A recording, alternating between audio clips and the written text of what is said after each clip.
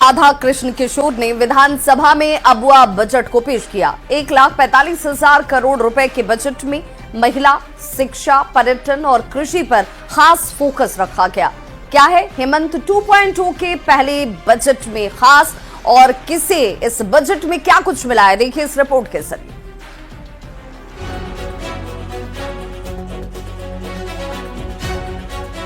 झारखंड के वित्त मंत्री राधा कृष्ण किशोर ने सोमवार को विधानसभा में अबुआ बजट को पेश किया। पारंपरिक वेशभूषा वाले अंदाज में वित्त मंत्री ने पटल पर न सिर्फ बजट को रखा, बल्कि ये साफ कर दिया कि झारखंड में हेमंत सरकार का विजन क्या है। सरकार में आने से पहले सीएम हेमंत ने महिलाओं से जो वादा किया था, उसे हेमंत 2.0 के पहले बजट में पूरा किया और मैया सम्मान योजना के लिए 13,363 करोड़ 35 लाख रुपए का आवंटन किया, जिसके जरिए 58 लाख महिलाओं को हर महीने 2,500 रुपए दिए जाएंगे। झारखंड मुख्यमंत्री मैया सम्मान योजना के संदर्भ में मैंने सदन में भी बताया कि 13,025-26 में 13,363 करोड़ 35 लाख रुपए का बजट ही बंद किया गया है। वित्त मंत्री राधा कृष्ण किशोर ने झारखंड में कुल 1,45,400 करोड़ रुपए का बजट पेश किया। अबुआ बजट में महिला, शिक्षा, पर्यटन और कृषि पर सरकार का फोकस रहा। सामाजिक सुरक्षा विभाग के लिए 22,023 करोड़ रुपए, शिक्षा विभाग के लिए 15,198 करोड़, उच्च और तकनीकी शिक्षा के लिए 2,409 करोड़ रुपए आवंटित किए गए। मुख्यमंत्री हेमंत सोरेन की नेतृत्व वाली सरकार झारखंड में बिजनेस और मास कम्युनिकेशन स्कूल की स्थापना करेगी। लॉ की पढ़ाई के लिए 5 नए लॉ कॉलेज बनेंगे। बोकारो, गोड्डा में सरकारी इंजीनियरिंग कॉलेज खुलेंगे। रांची, खूंटी और जमशेदपुर में इंजीनियरिंग कॉलेज बनाए जाएंगे। साथ ही साथ गुमला, साहिबगंज, गिरिडीह में इंजीनियरिंग कॉलेज का तोहफा मिलेगा। बड़ी बात है कि जमशेदपुर, गुमला और साहिबगंज में नई यूनिवर्सिटी बनेगी। लगातार दूसरी बार सरकार में आए सीएम हेमंत सोरेन ने झारखंड के लिए बजट में खजाने को खोलकर रख दिया। स्वास्थ्य विभाग के लिए 7,470 करोड़, पर्यटन विभाग के लिए 336 करोड़, सड़क निर्माण के लिए 5,900 करोड़, शहरी विकास और आवास विभाग के लिए 3,577 करोड़, ऊर्जा विभाग के लिए 9,894 करोड़, उद्योग विभाग के लिए 486 करोड़, भवन निर्माण विभाग के लिए 861 करोड़, ग्रामीण विकास के लिए 9,841 करोड़ और नागर विमानन के लिए 115 करोड़ रुपए का बजट पेश किया गया। हेमंत सरकार इस बजट को सपनों का बजट बता रही है, जिससे झारखंड में विकास की बहार आएगी। देखना होगा कि सरकार इनमें से कितने वादों को पूरा कर पाती है। रांची संवाददाता संजय सिन्हा और निरंजन के साथ ब्यूरो रिपोर्ट, न्यूज़ 18। झारखंड सरकार का बजट सत्ता पक्ष के साथ साथ विपक्ष के बीच भी चर्चा का विषय बना हुआ है। झारखंड के बजट में मैया योजना के लिए 13,000 करोड़ से ज्यादा की राशि ने दूसरे विभागों की राशि को दिलचस्प बना दिया है। बजट पेश होने के बाद से ही सियासत तेज हो गई है। सुनिए सत्ता पक्ष और विपक्ष का इस बजट को लेकर क्या कहना है। ये दिशाहीन है, देखने में बहुत बड़ा लग रहा है, भीतर में खोखला है। सरकार ने कही अबुआ बजट है, वो सब अधूरा है। महिलाओं के लिए जो कहाँ आपका ग्रीन राशन कार्ड का जिक्र तक नहीं है। सामान्यतः जितना मैंने सुना, जितना मैंने कुछ देखा, तो मैं कह सकता हूँ कि बजट बड़ा उबाऊ था। कहीं कोई दिखता नहीं था बेकारी, बेरोजगारी कैसे दूर होगी, ये कहीं दिखाई नहीं पड़ रहा था उस बजट में। उसके यहाँ से गरीबी कैसे मिटेगी, ये कहीं कोई दिख नहीं रहा था उस बजट में। समाज कल्याण में तो बजट बिल्कुल घिसी पिटी सब दिख रहा था। जो उनकी साख बचाने की जो योजना थी, मैया सम्मान योजना, उस पर विशेष फोकस करते हुए दिखे गए हैं। और युवा जो कि सदैव चले जा रहे, इस बजट में भी युवाओं के लिए विशेष कुछ खास नहीं दिखा। तो मेरे हिसाब से बजट का जो मूल रहा, वो पूर्व में जिस प्रकार से बजट आते थे, उन बजटों में बड़ी बड़ी बातों का चर्चा परिचर्चा किया जाता था, तो ठीक उसी प्रकार पूर्व की भांति ये बजट है।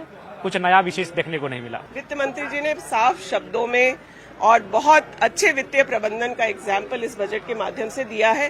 कई सारी नई चीजें हुई हैं। झारखंड की महिलाओं और बच्चों के लिए सबसे ज्यादा बजट रखा गया है। पर्यटन पर हमारा फोकस रहेगा, इसको हम लोगों ने प्राथमिकता पे लिया। इंडस्ट्री के लिए हमारा रोड मैप तैयार है और ग्रामीण विकास के लिए जिन चीजों को प्राथमिकता पे लेना चाहिए वो भी हम लोगों के सामने है। देखिए, सरकार ने अपनी बजट रखी और आपने देखा कितना संतुलित बजट है, बिना किसी बोझ किसी के ऊपर दिए। इसके बावजूद सरकार अपने कामों को बेहतर तरीके से अंजाम दे पाए। कैपिटल एक्सपेंडिचर भी हमारा काफ़ी बढ़ा है, 9% के लगभग।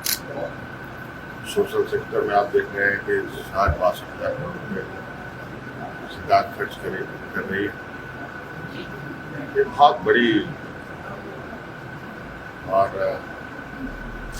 सबको जोड़ने वाला बजट है।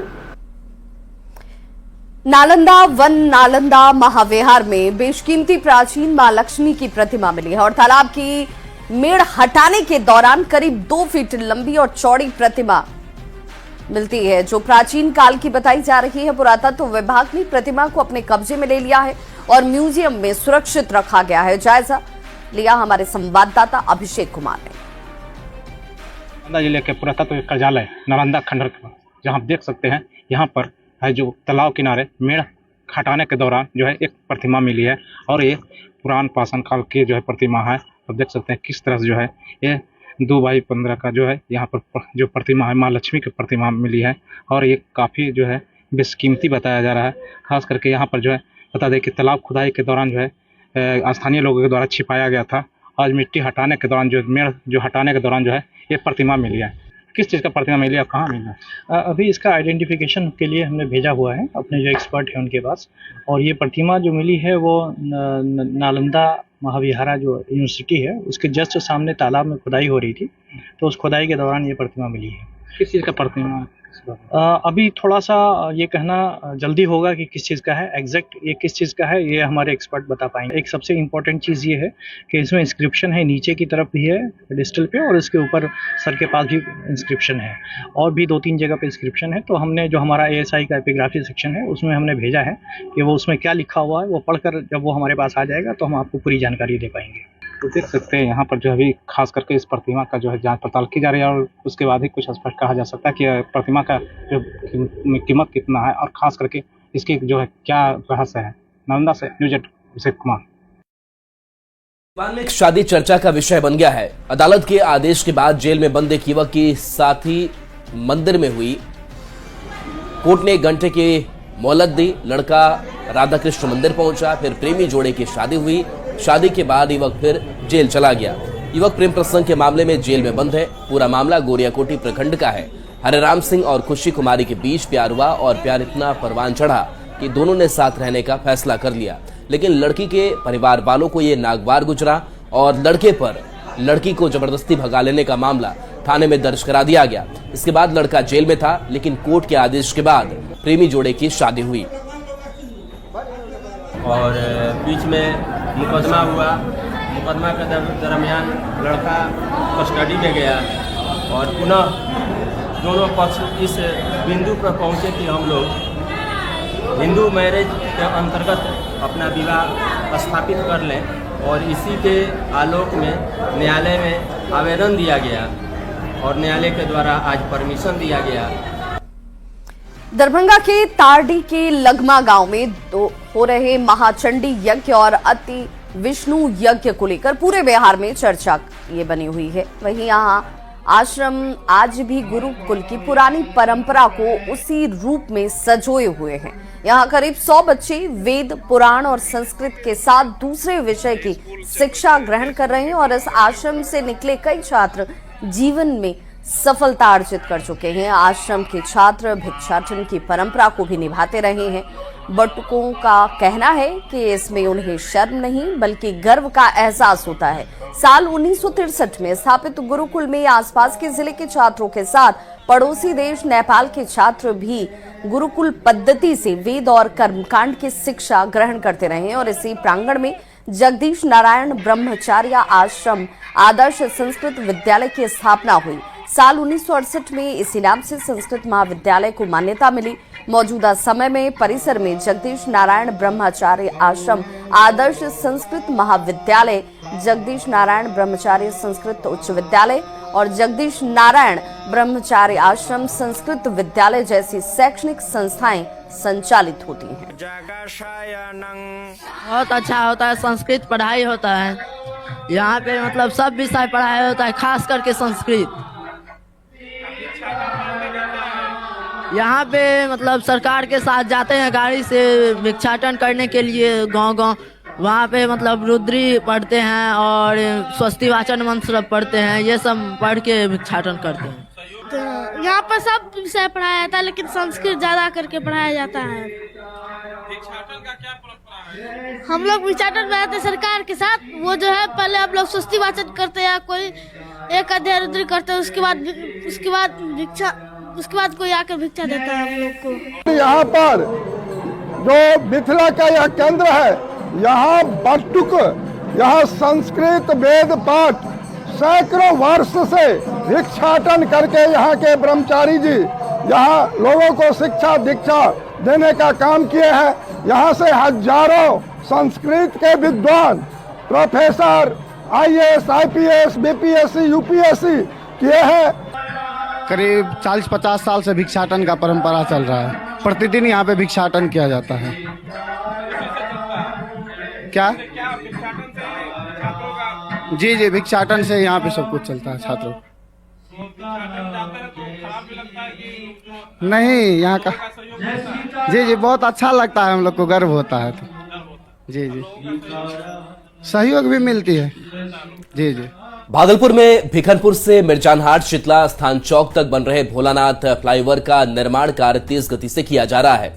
रेलवे से नोटिस मिलने के बाद अब जिला प्रशासन इसे समय पर चालू करने में जुटा है। इस साल के आखिरी महीने में ब्रिज को चालू कर दिया जाएगा, जिससे लोगों को जाम की समस्या से निजात मिल जाएगी।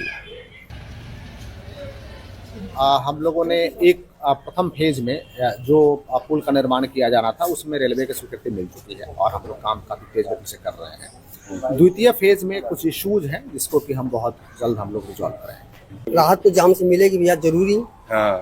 पहले आने जाने में पहले तो जाम रहती थी रोड, थोड़ी सी सहूलियत हो जाएगी। और जल जमाव जो भोलानाथ पुल के नीचे होता था, जल जमाव तो देखिए वैसे ही होगा, जल जमाव से तो निजात नहीं मिलने वाली है। लेकिन ऊपर से फ्लाईओवर होने से ऊपर से आने जाने का रास्ता सुगम हो जाएगा।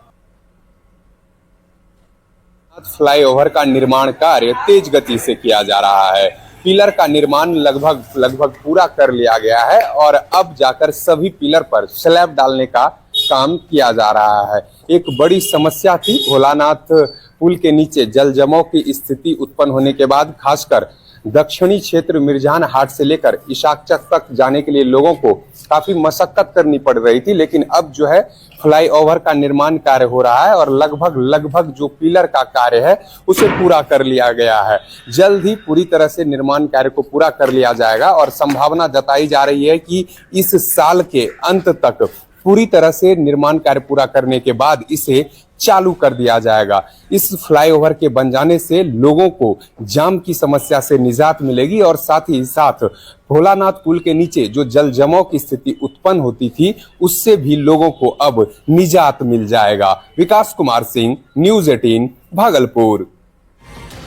इस बुलेटिन में बस इतना ही, लेकिन न्यूज़ 18 बिहार झारखंड पर खबर